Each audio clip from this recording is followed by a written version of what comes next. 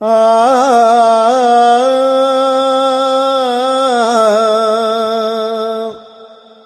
ആ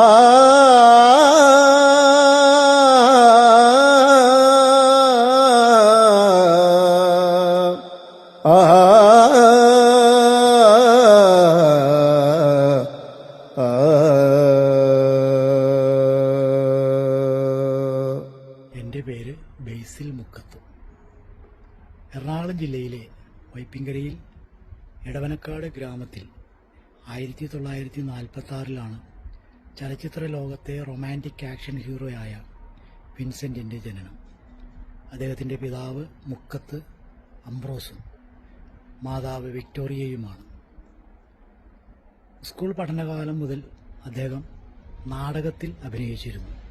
കൂടാതെ അദ്ദേഹം നല്ലൊരു ഗായകൻ കൂടിയായിരുന്നു.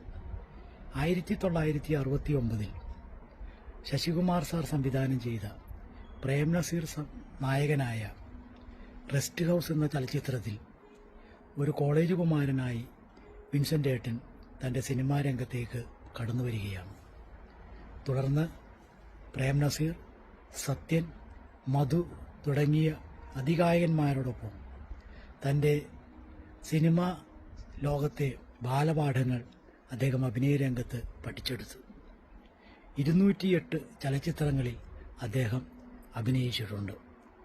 അത് നായകനായും വില്ലനായും സഹനടനായും അദ്ദേഹം അഭിനയിച്ചു.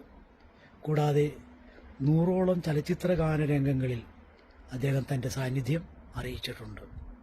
ചലച്ചിത്ര ഗാനങ്ങളിലെ നിത്യഹരിതഗാനങ്ങളായ പാട്ടുകൾ ഇന്നും ചലച്ചിത്ര പ്രേമികൾ അദ്ദേഹത്തെ സ്മരിക്കുന്നവയാണ്.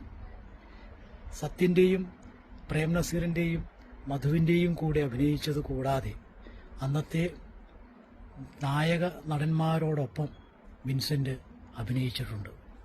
കൂടാതെ അദ്ദേഹത്തിൻ്റെ സ്വതസിദ്ധമായ പുഞ്ചിരി, അതിനെ കോളിനോസ് പുഞ്ചിരി എന്ന പേരിൽ ചലച്ചിത്ര ലോകം വിളിക്കുമായിരുന്നു.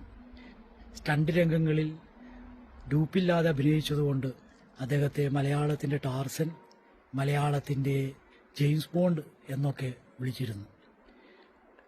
1991 മസ്തിഷ്ക രക്തസ്രാവത്തിൻ്റെ ഫലമായിട്ട് തൻ്റെ 45ാമത്തെ വയസ്സിൽ അദ്ദേഹം മരണപ്പെട്ടു. 22 വർഷക്കാലം ചലച്ചിത്ര രംഗത്ത് തുടർന്നു വന്ന വിൻസെൻ്റ് ഏട്ടനെ സ്മരിക്കുന്ന വാച്ചാക്കൽ സുധൻ മാഷിൻ്റെ ഈ സംരംഭത്തിന് എല്ലാവിധ ആശംസകളും നേരുന്നു.